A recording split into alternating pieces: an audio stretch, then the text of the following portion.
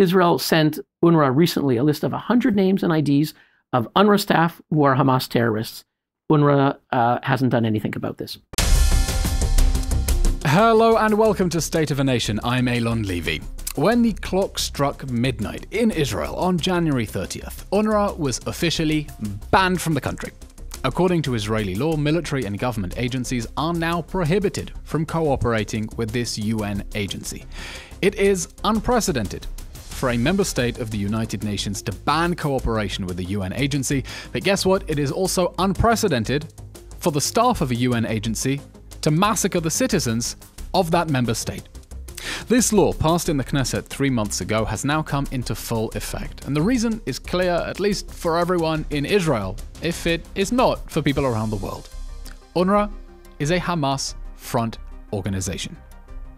On today's episode of State of a Nation, we expose the truth about UNRWA, its role in enabling Hamas, and why Western democracies continue to prop it up despite overwhelming evidence of its collusion with terror. Overwhelming evidence that is beginning to seep through to some policymakers asking, why on earth are we paying and subsidizing Hamas?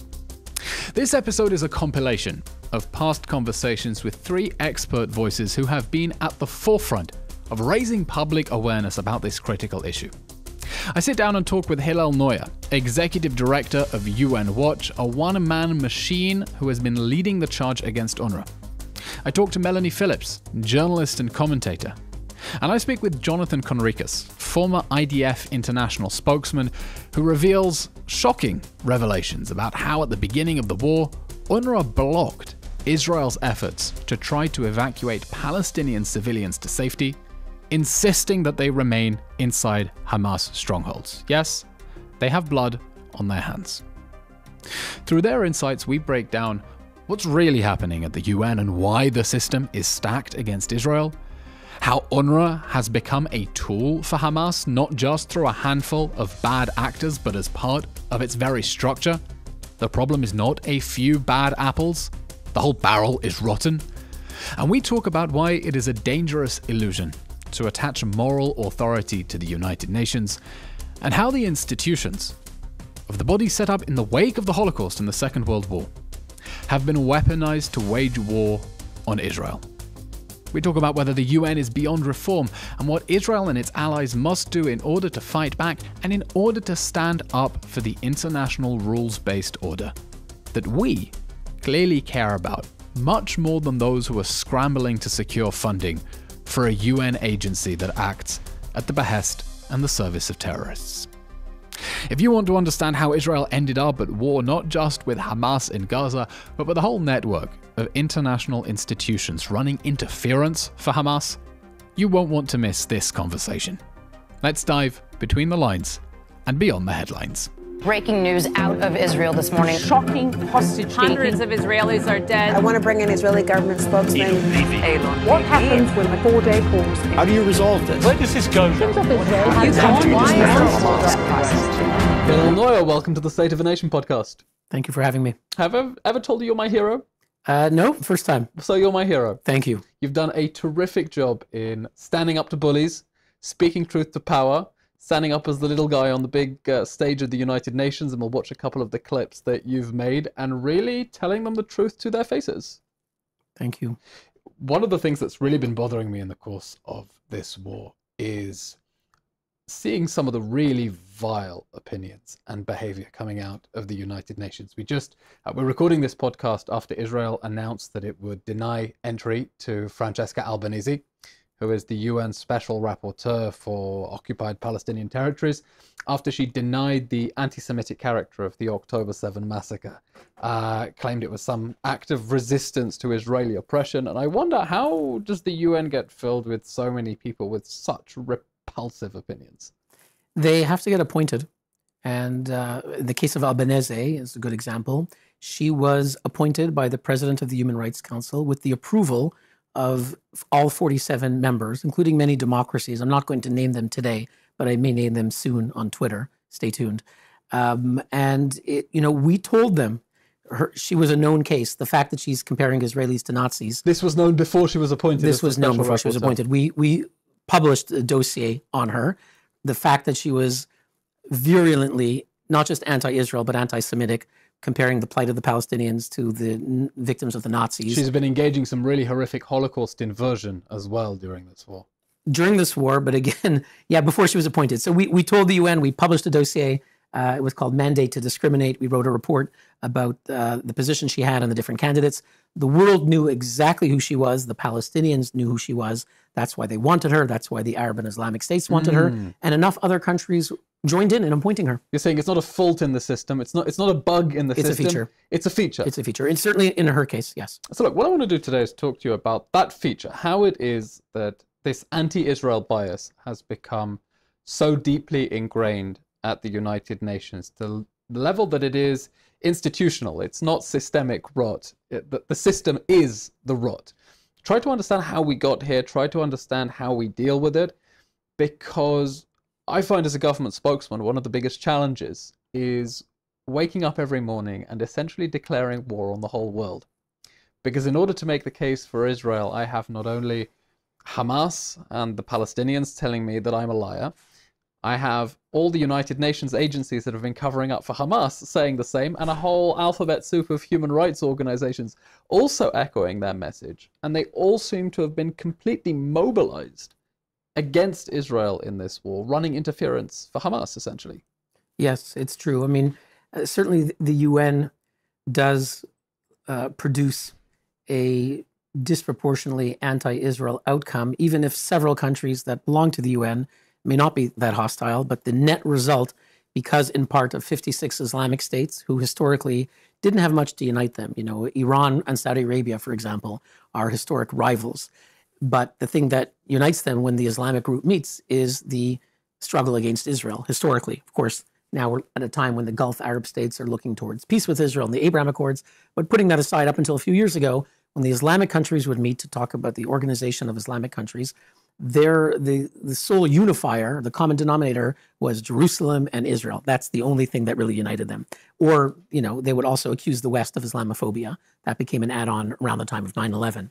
So the Islamic countries with 56 states at the UN, you know, if you're a country that doesn't have a dog in this fight, you're a country that doesn't necessarily hate Jews or Israel, but there are 56 Islamic states telling you, if you don't vote for our resolutions against Israel, our commission of inquiry against Israel, our special rapporteur, Francesca Albanese, we will punish you. And if you're a small country or a large country, they could punish your country in not getting investments. Qatar may invest billions or not, depending on how you vote.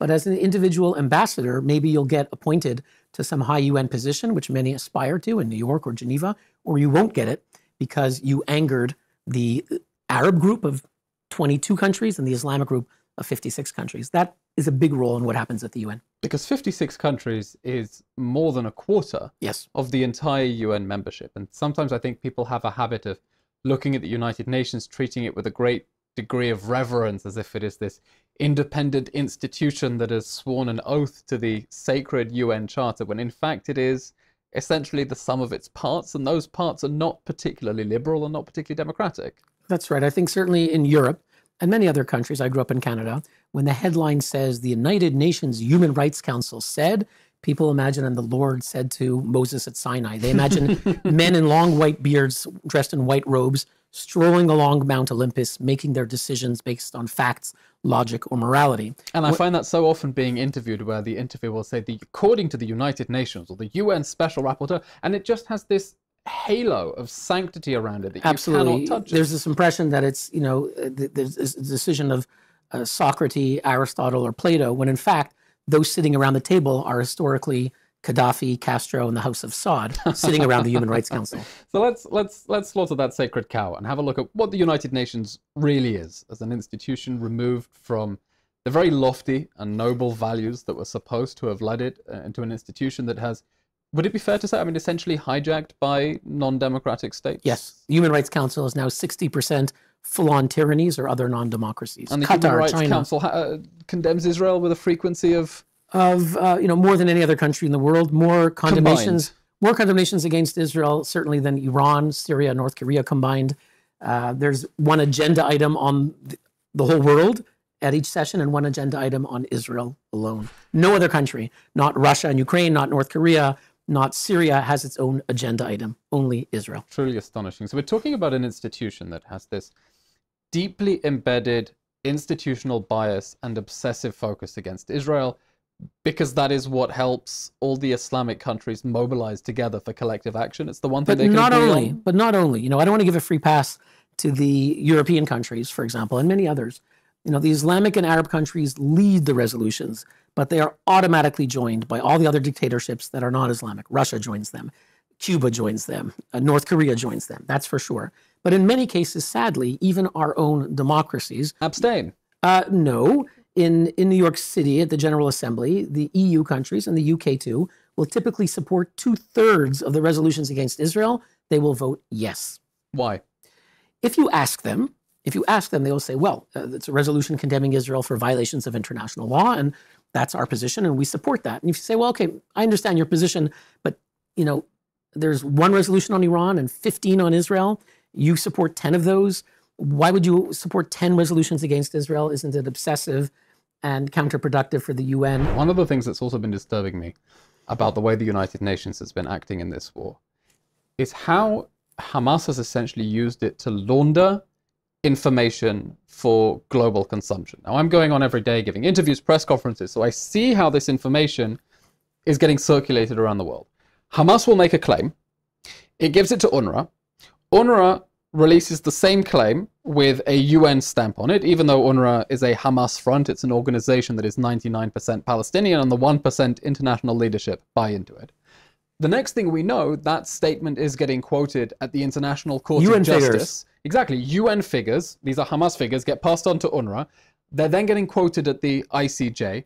And then you have someone like Francesca Albanese accusing Israel of violating something the ICJ has told it to do on the basis of the claims that are getting from UNRWA, and then which come from Hamas. And it appears that we're just confronting judge, jury, and executioner altogether. And Hamas is able to use the United Nations and its moral authority to launder its information, and people keep falling for it. And you're quite right. And you mentioned Albanese. It should be noted that the ICJ cited, in addition to UNRWA, they cited a statement by UN experts. And the person who wrote that statement accusing Israel of genocide was Francesca Albanese. There's about 50 UN human rights experts. They communicate together, and she is the one who is pushing them and writing these horrific, false Orwellian statements. And then the ICJ is quoting them. Francesca Albanese, who claims that Israel has no right of self-defense in the wake of the October 7 massacre, and that this wasn't an anti-Semitic massacre at all. And who was condemned for that by at least France and Germany. I'm not sure who else. France and Germany, and let's hope for more. Yeah. So, and that actually brings me on to my next point. And I want to say that every other country that voted for her on that day, and we're going to release the list, it was 2 years ago, every country that joined consensus has a moral obligation to condemn her now and going forward. There are two problems that I hope we can tackle in order to deal with this problem that we're facing from the United Nations. First is whether it's possible to dent its moral authority, the halo that it enjoys in the West, that, as you say, these are the men with the long white beards.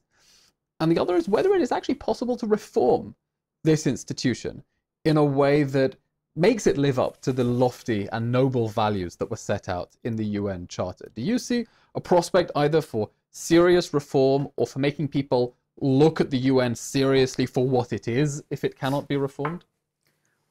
Two good questions. On reform, to some extent, our focus is not on institutional reform, which is extremely hard to do. Security Council is a relic from World War II.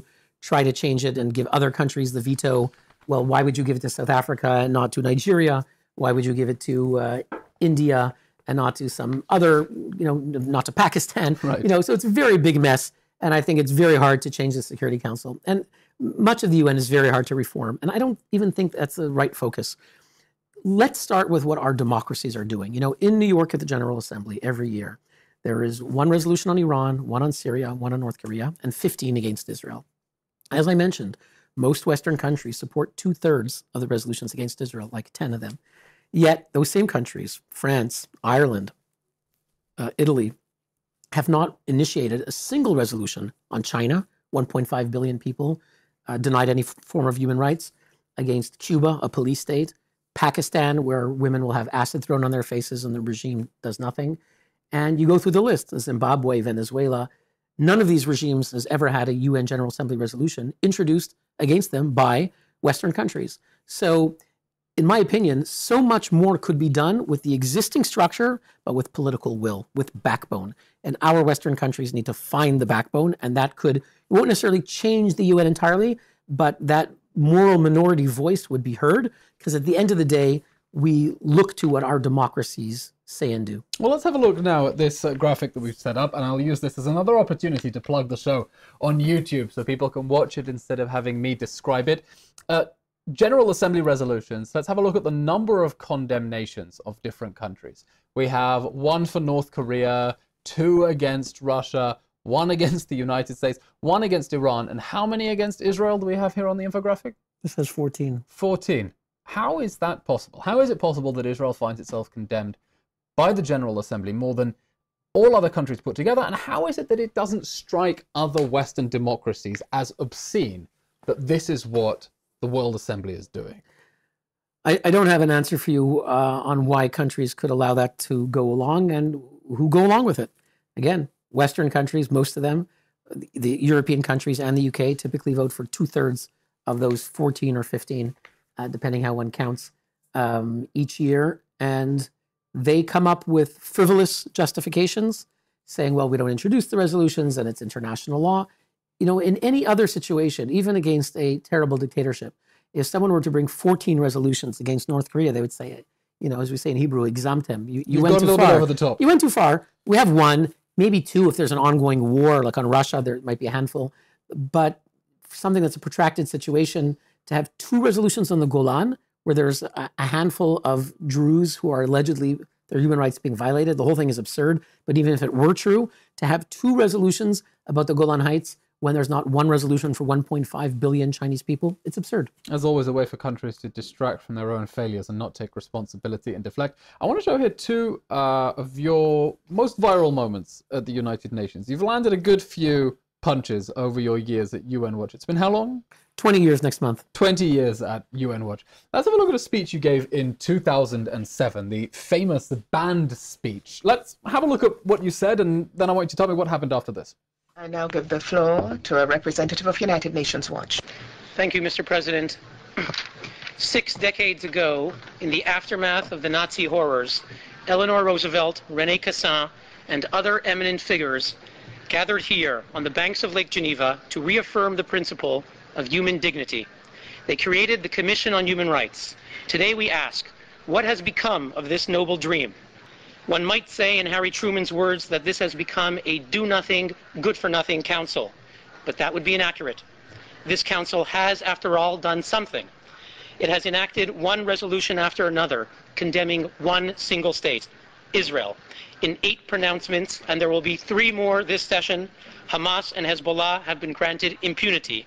The entire rest of the world, millions upon millions of victims in 191 countries, continue to go ignored. Hillel, a speech you remember well, and I know because when we were waiting to go on air, you were lip-syncing the whole speech word for word. What happened after this moment? Tell me what the context for this is. This happened, I believe, in March 2007. It was right after the creation of the new and improved Human Rights Council. We had the Commission on Human Rights for 60 years, from 1946 to 2006. Founding chair was Eleanor Roosevelt. By 2003, the chair was Colonel Gaddafi's regime, so the rise and fall of human rights. And it was so embarrassing that the head of the UN at the time, Kofi Annan, said, you know, we need to replace this Human Rights Commission and create the new and improved Human Rights Council. They did. June 2006, the new and improved Human Rights Council, all they did in the first year was condemn Israel. Gilad Shalit had been kidnapped. They met to condemn Israel. A good reason to condemn Israel, the abduction of an Israeli soldier. The Second Lebanon War began. They condemned Israel. Hezbollah attacks against Israel, another good reason to condemn Israel. And the Western countries were actually playing by a different set of rules, where they said, we haven't created the rule book yet for this new Human Rights Council, so we're not going to bring any resolutions against North Korea or Sudan or what have you. So all they did for the first year was condemn Israel. And this is the new and improved. And the chairman, every time he would appear at a cocktail, he was the ambassador of Mexico, was the founding chair of the Human Rights Council. He'd get applause. And we were calling out the absurdity of this new body. And I gave this speech. And he actually, if you look in the video, he folds his arms like this before I begin the speech. And in his memoir, he says that actually he was told by the bureaucrats, was presumably Eric Tistounet, was the top bureaucrat at the Human Rights Council to stop the speech from before it was given, because they used to ask for me, not others, but for me to give the text in advance, because they were so sort of in fear of what I might say. And he says that he was told to stop the speech in advance, but he was generous and he let me say the speech. But after the speech, he did something that no one had ever done before. The chairman, his or her role is to say, thank you. I now give the floor to the next NGO, Amnesty International, what have you. He's just a referee. I ask you to take the floor, next person. He's not meant to interrupt. Countries could interrupt, but not the chair. He broke this rule. And he said, I will not thank you. For the first time in Spanish, he said, I will not thank you. For primera vez, for the first time, I will not say thank you.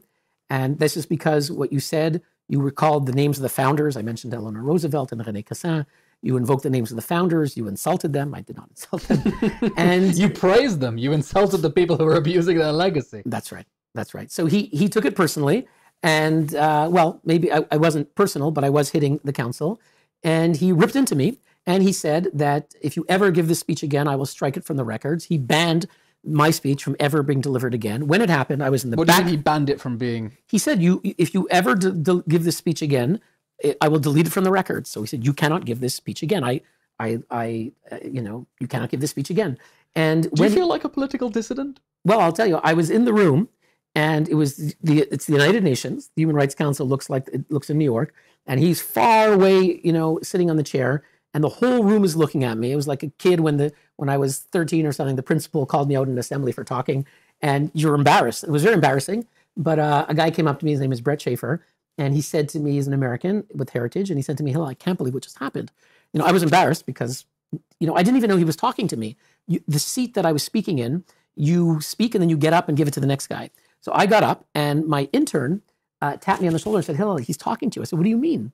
And I looked, and he was saying, you.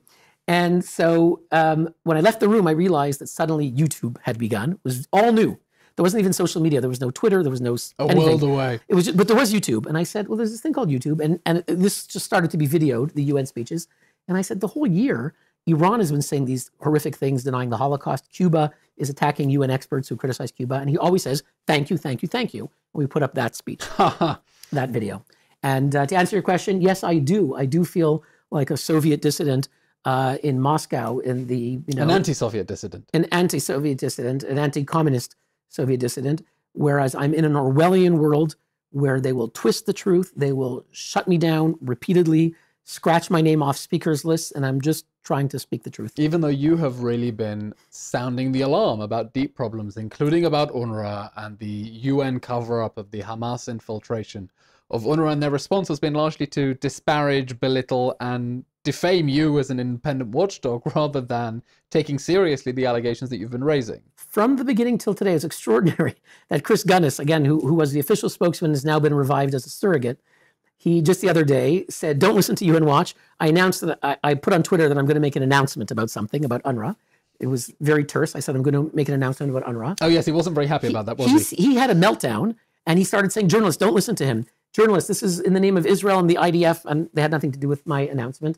And I announced that we're having a conference about the future of UNRWA. But he was having a meltdown, and it's exactly what he did in August 2015 when we said there's anti-Semitism being taught by your teachers. He said, don't listen to them. It's a he said, she said story.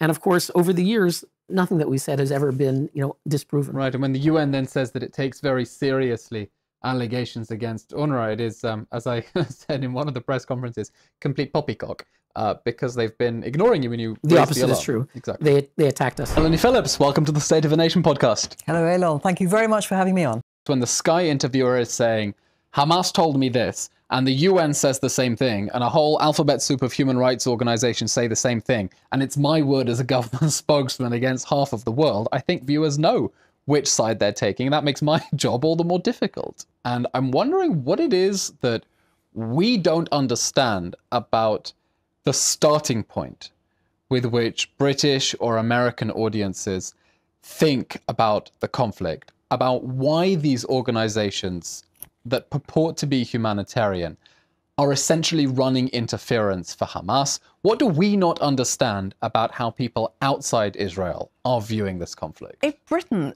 I mean, there is absolutely zero appreciation that they're running interference for Hamas.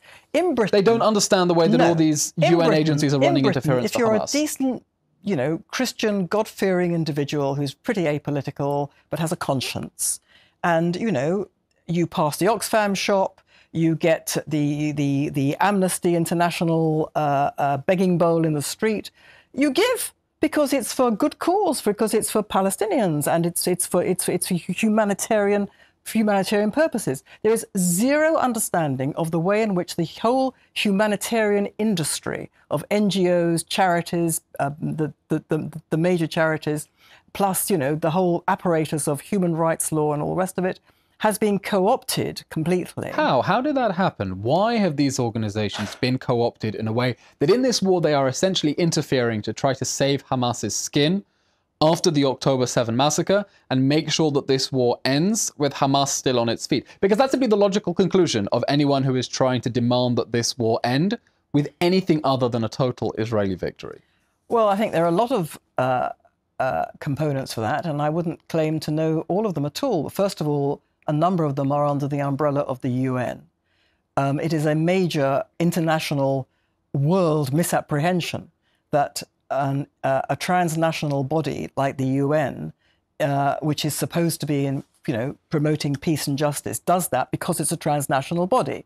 I see the UN spoken of with so much moral reverence. It's the United Nations has because said. There's a whole orthodoxy in the West that transnational bodies basically promote the brotherhood of man. By their nature. Because they're transnational bodies, whereas nations are only interested in their own self-interest and aggression. People don't understand that if you have a transnational body which represents most of the countries of the world, given that most of the countries of the world do not observe human rights. Oh yes, they're not exactly liberal democracies, most of the countries in the world, are so they? if you have a bunch of kleptocracies, dictatorships, tyrannies and rogue states all getting together, i.e. the UN, it is not surprising that they preside over not peace and justice, but the opposite. So all that infrastructure of humanitarian aid, of humanitarian groups, not all, but a significant proportion, is going to be devoted to advancing the interests of people who are hostile to democracy, hostile to human rights, hostile to the Jewish people, hostile to the state of Israel. Nobody in Britain understands that because they're fed all the time by the consensus which says you can't trust governments, any government. You can't trust politicians, any politicians. You certainly can't trust the government. Spokespeople. You can't trust the government of Israel because everybody knows that if it wasn't for Netanyahu and his right-wing consensus, his right-wing coalition, there'll be peace tomorrow. Right. So you can't trust any of these, authorities. What can you trust? You trust people who are not government. You trust people who are motivated by compassion. They are backed by the churches. They are backed by the sainted United Nations. They're backed by sainted people. They are sainted people. Fascinating. And that causes us so much grief because we find that Hamas has been using UNRWA, which is effectively, it is a Hamas front. It is the international branch of the Palestinian nationalist movement.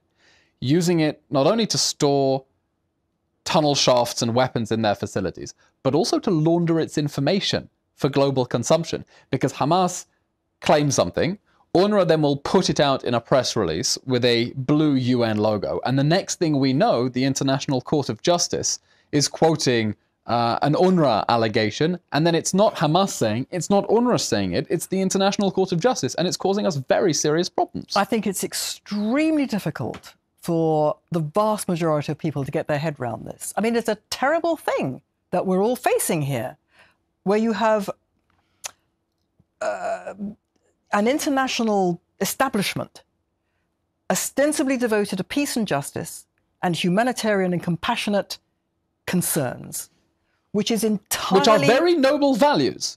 And it would be wonderful if the UN did live up to that very lofty mission. This is the terrible thing. You have the most noble values which have been turned inside out. And, with the best will in the world, I mean, it's a very difficult thing to convince people of that. But you certainly can't begin to expect people to begin to understand that unless you start telling them. Lieutenant Colonel Jonathan Conricus, welcome to State of a Nation. Shalom, Eylon. Did you find yourself deliberately suppressing certain messages for an international audience because they didn't fit the domestic narrative. Of course. I mean, you know, there were so many things related to humanitarian that we needed to say, needed to do. Such as what? Needed to get out. The early efforts done by, for instance, a good example of a strategic decision that was made somewhere before the Israeli ground invasion started. There was a meeting with UNRWA and other UN and non-UN NGOs by COGAT, the Coordinator of Government Activities in the Territories, had a meeting where... I'm a veteran of that. Yes. And they wanted, what Israel wanted to do was to create a humanitarian zone. And they asked UNRWA to create such a humanitarian zone in the Moasi. UNRWA said no. That was I think, a strategic crossroads where Israel decided to continue to work with UNRWA, not to shame and out UNRWA for their strategic decision to basically facilitate or aid in killing lots of civilians, non-combatants. That was the actual importance of their decision. The UN agencies have blood on their hands by refusing to cooperate, evacuate civilians to safety, 100%. Definitely, but the strategic Israeli decision, in hindsight, was a mistake. At that time, what I think that Funny, because I made that argument, but I think I was really going rogue when I made that point. That UN officials have blood on their hands. They have, and we should have early on said, listen, world, we should have had a press conference where we should have read the protocol of that meeting, where we should have said, before the Israeli ground invasion started, we should have said, we just met with UN officials. Present were UNRWA, UNICEF, World Health Organization, etc., etc., etc. We requested, out of our concern for civilian life and out of the sanctity of human life and the fact that we don't want to kill lots of non-combatants, we want to kill Hamas very badly, and we will, but we don't want to kill civilians and we don't want to inflict damage on them. Out of that respect, we ask these guys to help, to work together and to build a humanitarian zone, but they refused. That should have been our communication strategy from that day and onwards, and we should have hammered that message on and on and on. The only case in which the United Nations is refusing to evacuate civilians to safety, and Israel is begging them to protect civilians, get them out of harm's way, and they're insisting on keeping these civilians in Hamas strongholds, in places where they can be used not only as human shields, but as human sacrifices. Yes, and sadly, we didn't leverage that media opportunity. I think the strategic thought was, okay, we'll need them further down the road, so let's not burn the bridge with UNRWA and others. I remember getting a slap on the wrist at the beginning of the war when I started attacking UNRWA and being told, don't go after UNRWA. We need them. They're helping us on the humanitarian issues. I said, but it's insane what they're doing. They said, don't attack UNRWA. Eventually, there was an open season that was declared, and I think was rather less proactive and strategic than people from outside think it is, that there's this great Israeli plot to bring down UNRWA. But you're saying Israel missed, for domestic reasons, a strategic opportunity to out the United Nations for trying to keep civilians in Hamas strongholds. Definitely. And then when you look at how that narrative, the humanitarian narrative, has unfolded, it is, I think, the most potent dagger or sword that our enemies and protectors and Israel haters and BDS supporters and Iran fans and Hamas fan clubs around the world are using against Israel. Very hypocritically, they don't care for human life. They don't care about Palestinians. They don't care about, you know, people surviving. Do you think the government should prioritize the international message and say, look, the domestic audience, maybe you don't like this, but on a national strategic level, we're going to have to pump out this message you don't like because that's what we need globally? Definitely, because, you know, what's even worse is that we're doing it anyhow. Israel has been dragged kicking and screaming to do what we should have been doing from the beginning. Namely? Providing humanitarian aid, controlling or opening the borders, providing electricity, providing water, helping with the sewage, providing food, and providing the basic necessities. Because at the beginning of the war, when Hamas took down, 9 out of 10 electricity lines leading into Gaza on the first day of the war, Israel's policy was to say, okay, we are now cutting ourselves off from Gaza. This is now no longer our responsibility, but was really forced into opening more crossings than existed before and more infrastructure and hooking up the infrastructure again. And you know, it's a matter of how things get done. Now, there's not a lot of sympathy in my heart for the people in Gaza who aided and abetted Hamas in their atrocities. No, I have even less sympathy. Yeah, it's not as if I really particularly, there's no warm place in my heart for them. And I think that the whole ecosystem in Gaza is an ecosystem of hatred, of anti-Semitism, of rabid anti-Semitism, and a system that is really perverted and corrupt on a moral level. It's a system where young are educated to hate, in general, are educated to hate, where they grow up with the most vile ideology shoved down their throats, and then that becomes their persona. By a death cult, supported by the United Nations, which is horrific that I'm having to say this, but it is what it is. By international taxpayers. Yes, thank you, international taxpayers, for paying for UNRWA, which teaches this Hamas death cult in schools. Yes, and as basically an assembly line of future terrorists, future jihadists, who there's this whole martyrdom death cult. Right. The question is not how many UNRWA staff participated in the October 7th massacre, it's how many UNRWA graduates took part, because they were all products of the United Nations schooling system. Indeed. And it's such a travesty that isn't, that, speaking about strategy, that should have been a strategic aim of the State of Israel. Now, I think the State of Israel, is a miracle. You say that should be the strategic aim of the State of Israel. I don't actually know what Israel's official policy is on UNRWA at the moment. Do we want to disband it? Do we not want to disband it? Has a decision been made on a national level? I mean, I'll take you back behind the scenes. I found myself, after the news about the UNRWA staff who took part in the October 7th massacre, I put on a special briefing for the international media about UNRWA. I pulled an all-nighter to bring together all your press releases from the IDF, all the different revelations, and then found myself piecing together something the Prime Minister had said, with something the Foreign Minister had said, with something the Defense Minister had said, to try to work out what our official position was. Because it's not just a question of communication, it's a question of policy. Hillel Neuer, welcome back to State of a Nation. Thank you. We also know that Hamas has been operating out of UN facilities, and not once has the UN reported to the IDF that armed militant groups are violating the neutrality of its facilities. Tell me more about that. Well, look, if UNRWA wants to be compliant with their obligations, they could sound the alarm when Hamas takes over their facilities and abuses what is an UNRWA school, an UNRWA clinic, to create a command and control terrorist center. We saw actually in Lebanon a few years ago in one of the refugee camps when there were various Palestinian militants fighting each other, secular groups fighting Islamist groups. UNRWA actually went on Twitter and Instagram and issued a statement saying, we condemn how militant groups are using our facilities. So if they want to... And when terrorists took over a UN office in Yemen, the UN was able to call them out. They can't do that in the case of the Palestinians. Well, obviously they could, they choose not to. Basically, if you want to understand... I mean, could in terms of could not bring themselves to. Of course, I understand. What's clear with UNRWA, if you want to understand when they're going to speak out, if they can blame Israel, even if they have no evidence, they'll speak out right away.